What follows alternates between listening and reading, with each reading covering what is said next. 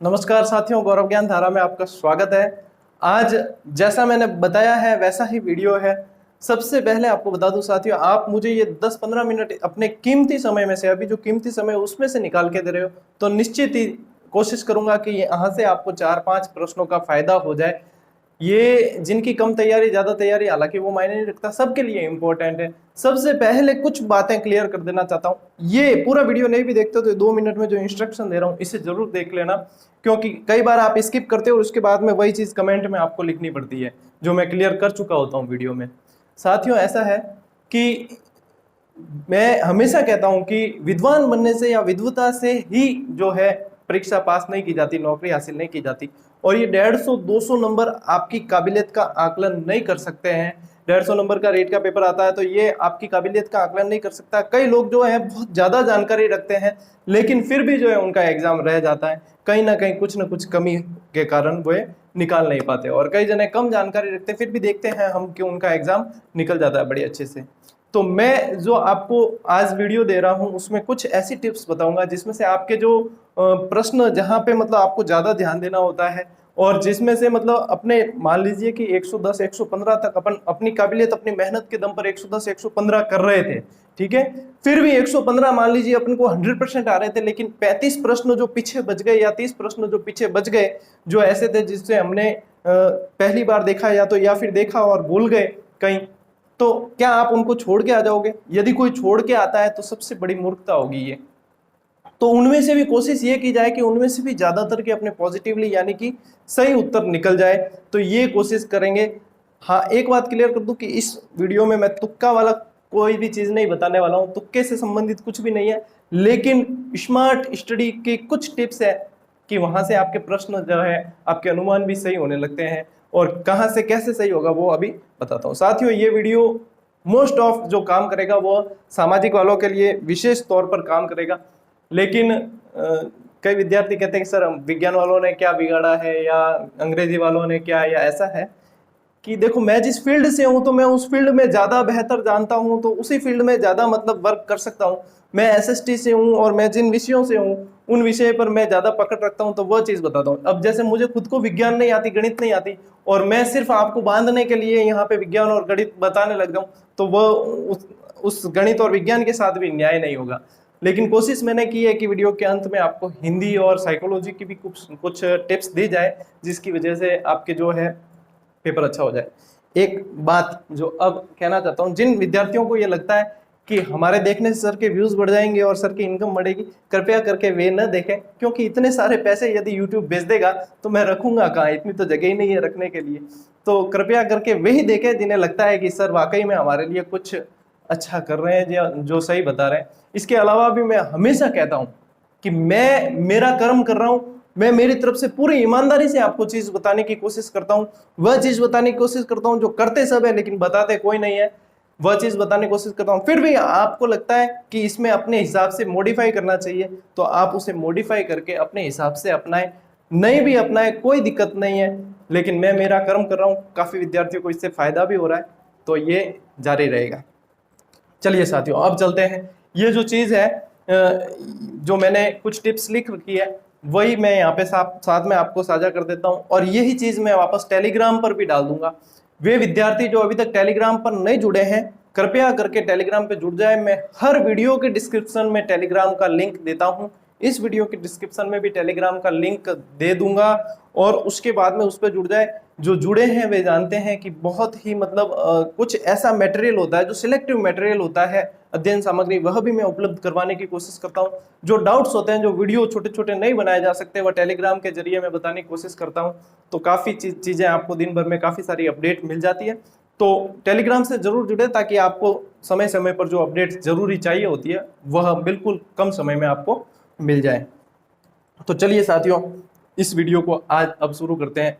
देखो, सबसे पहली चीज कि ऐसी चीजें मान लीजिए 10-15, ये देखो 110-15 तक आप पहुंच गए हो, ठीक है ना। सबसे पहले तो आपको यही करना है, आपको जितने क्वेश्चन बिल्कुल आ रहे हैं 100% वो कर दें, जितने भी निकलते हैं 1 राउंड 2 राउंड में जितने भी निकलते हैं आप निकाल दें। उसके बाद में जो प्रश्न बचेंगे उनमें ये आपके बहुत काम करेगी। वह चीज कैसे काम करेगी, देखो साथियों, जैसे कि कोई किसान आंदोलन का प्रश्न आ गया राजस्थान का, मान लीजिए है ना, और आपने बहुत पढ़ा है और उसके बाद में आपने कर दिया है उसको, लेकिन अब जो है आपका पढ़ा हुआ क्वेश्चन वहां पे नहीं आया है और आपको मतलब कोई नया क्वेश्चन दिखा, मान लीजिए किसी महिला क्रांतिकारी का नाम पूछ लिया, आपने खूब पढ़ा लेकिन आपको उसमें से अब उत्तर नहीं आ रहा था, तब आप क्या करेंगे? हम देखते हैं राजस्थान के किसान आंदोलन के अंदर कि ज्यादातर महिला क्रांतिकारी, जो आपको पता हो तो किशोरी देवी के नेतृत्व में कटरा दल में एक 10,000 महिलाओं की रैली निकली थी और उन्होंने आंदोलन किया था।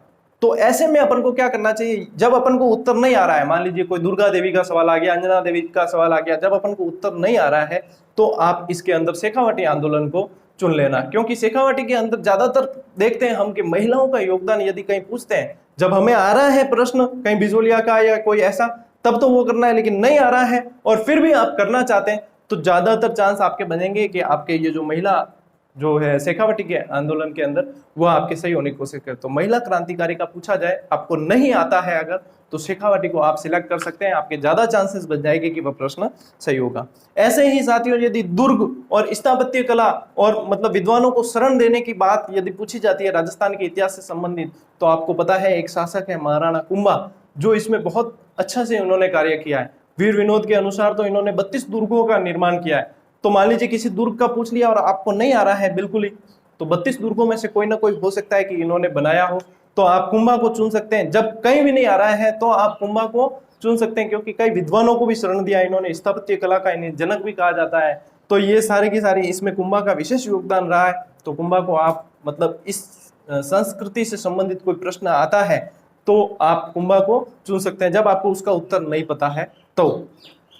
कछुआ वंश से संबंधित ऐसे ही, जैसे कछुआ वंश से संबंधित, तो कछुआ वंश के आप देखेंगे कि सवाई जय सिंह और आपके राम सिंह, आधुनिक भारत में यदि कोई निर्माण का सवाल आता है राजस्थान जयपुर से संबंधित या कछुआ वंश से संबंधित, तो आप राम सिंह को करेंगे। तो ज्यादातर जो है कलाकृतियां जो है स्थलाकृतियां वगैरह आधुनिक भारत से संबंधित वहां राम सिंह के समय बनी हुई है।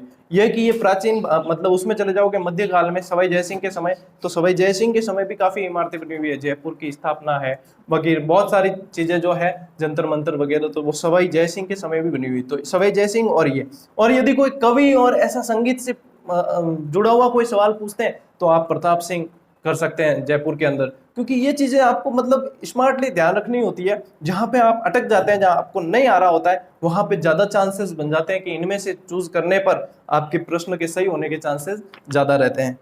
अब अगला, जैसे कि किसी संस्थान का मुख्यालय है, राजस्थान में बहुत सारे संस्थान है, किसी संस्थान का मुख्यालय आपको उत्तर नहीं आ रहा है तो आप जयपुर को चुन लीजिए, क्योंकि ज्यादातर संस्थान हम देखते हैं कि जयपुर के अंदर है।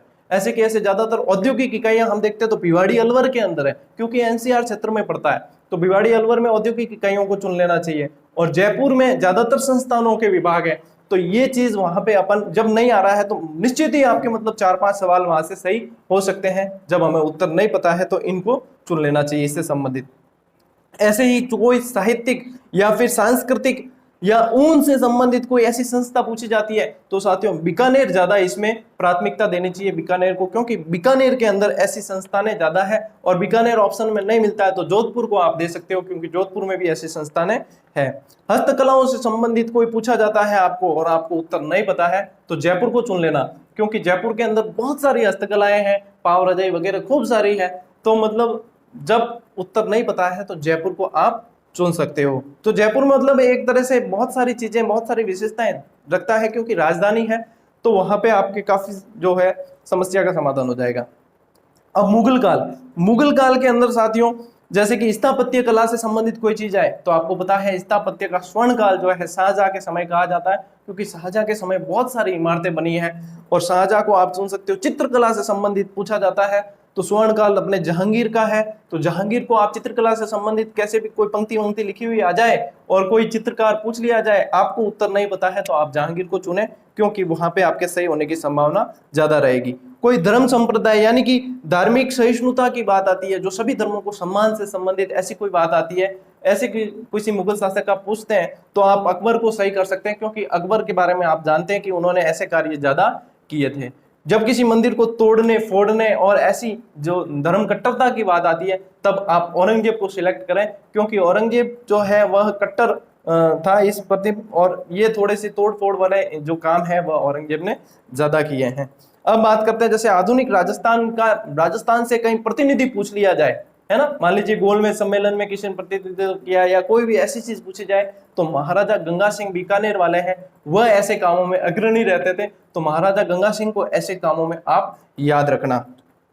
मारवाड़ के अंदर अगर शासक में कोई पूछा जाता है तो मालदेव साथियों मारवाड़ का लोकप्रिय शासक था। लोकप्रिय क्या मतलब प्रसिद्धि था उसके अंदर। मालदेव के समय काफी सारी घटनाएं हैं तो मालदेव याद रखें।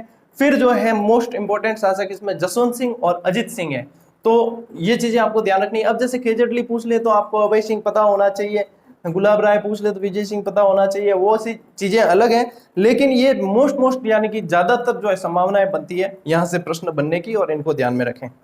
ऐसे के ऐसे सभ्यताओं के अंदर देखा जाए राजस्थान के अंदर तो बैराट, आहड़, कालीबंगा और बागोर सभ्यता मोस्ट इंपोर्टेंट है। यदि किसी ने छोड़ दी है तो पढ़ लेना एक बार वापस, ये मोस्ट इंपोर्टेंट सभ्यता है। आपने एसआई का पेपर देखा होगा तो उसमें भी इन सभ्यताओं से संबंधित प्रश्न आए हैं।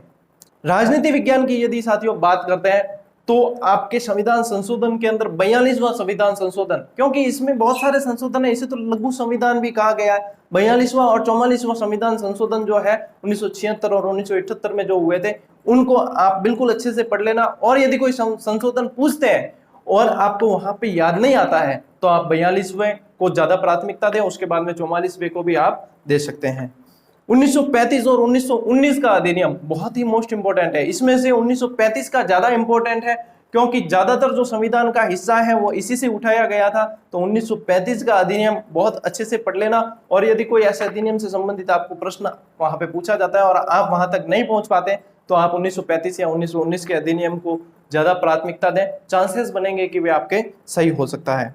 नियुक्तियां, कोई भी नियुक्ति करते हैं किसी अधिकारी की, किसी संस्था के अध्यक्ष की, या कोई भी ऐसी नियुक्तियां करते हैं तो राज्य के अंदर तो साथियों ज्यादातर प्राथमिकता आप राज्यपाल को दीजिएगा, और राष्ट्र के अंदर यानी देश के अंदर यदि पूछा जाता है तो वहां पे ज्यादा प्राथमिकता आप राष्ट्रपति को दीजिएगा। जहां पे आप उत्तर तक नहीं पहुंच पाते हैं वहां पे ये चीजें काम में लेनी है। ऐसा नहीं कि हर प्रश्न में आप अप्लाई करो, नहीं, जहां पे आप बिल्कुल आराम से आपको आ रहे हैं वो चीजें कर ली है, उसके बाद में मतलब ये जो बोनस अंक लेने हैं अपन को, उनमें से ये चीजें आपके काम करेगी, तो वहां पे इन चीजों का ध्यान रखें। अब बात करते हैं साथियों हिंदी की, तो हिंदी में सर क्या पढ़ा जाए ऐसा कि हिंदी के अंदर हमारे जो है नंबर 2-4 भी जैसे फायदा हो जाए, तो यहाँ पे तो मतलब एक एक नंबर की मारामारी होगी। जब आपका रिजल्ट आएगा तब आप देखना एक एक नंबर की कितनी अहमियत है, एक एक नंबर की मारामारी होगी। तो आपके 3-4 नंबर यदि बोनस के आपको इस तरीके से मिल जाते हैं तो वो निश्चित ही आपके लिए काफी फायदेमंद होंगे।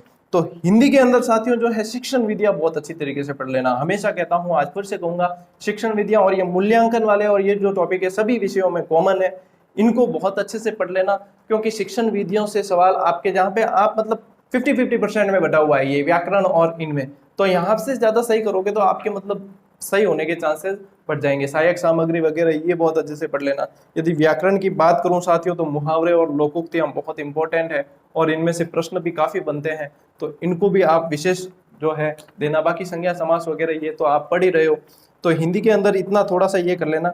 यही चीज संस्कृत में भी लागू होती है, लेकिन संस्कृत में जो है लकार, विभक्ति, शब्द रूप, धातु रूप ये चीजें हैं, ये कंठस्थ होनी चाहिए आपको। यदि ये कंठस्थ है तो आधी जंग तो संस्कृत में आप ऐसे ही जीत जाओगे। तो संस्कृत के अंदर इन चीजों पर विशेष जोर दें। बाकी शिक्षण विधियां और ये जो है हिंदी और संस्कृत में आपके मिलती जुलती आएगी।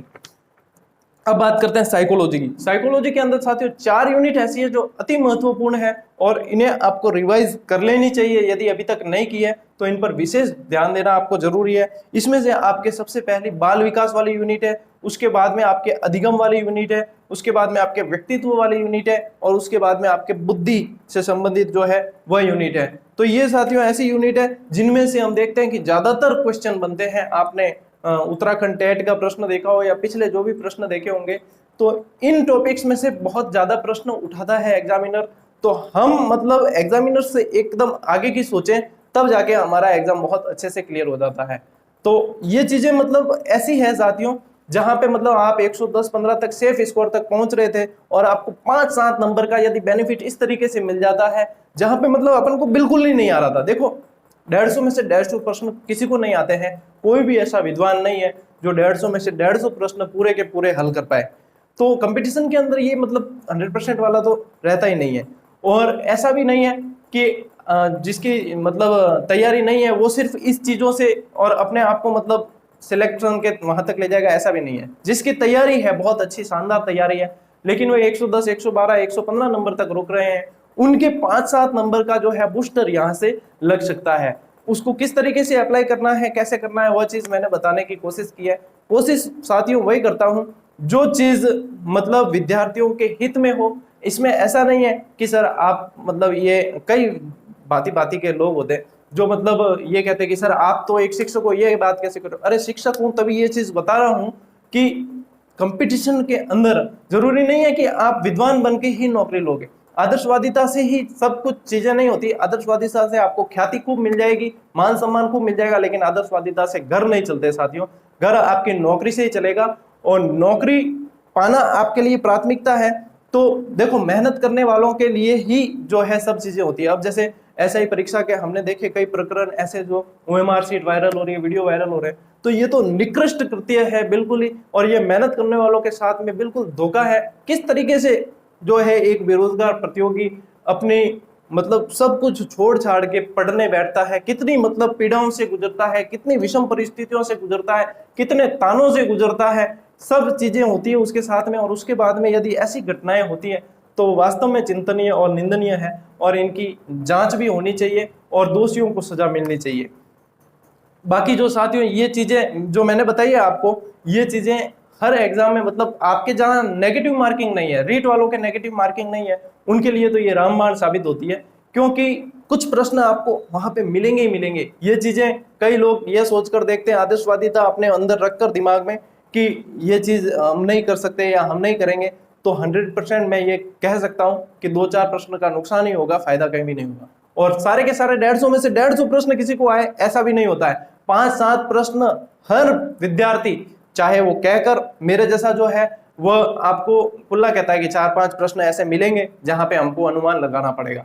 बाकी कई लोग जो है वो नहीं कहेंगे, तो वो ये बात नहीं है कि वे भी अप्लाई नहीं करते, लेकिन सभी अप्लाई करते हैं, लेकिन कोई जो है खुले दिल से कह देता है और कोई जो है नहीं कह पाता है। तो मैं ऐसा हूं कि विद्यार्थियों के साथ में बिल्कुल ऐसे हो गया है, बिल्कुल जैसे कोई परिवार का सदस्य हो, तो दिल की बात जो है वो सीधी आप तक पहुंचाने की कोशिश करता हूं, और उम्मीद है कि फायदा होगा। टेलीग्राम ग्रुप से जो नहीं जुड़े हैं वे जुड़ जाना, ये मैं एक बार टेलीग्राम ग्रुप पे भी डाल दूंगा, आप आराम से बैठकर पढ़ लेना।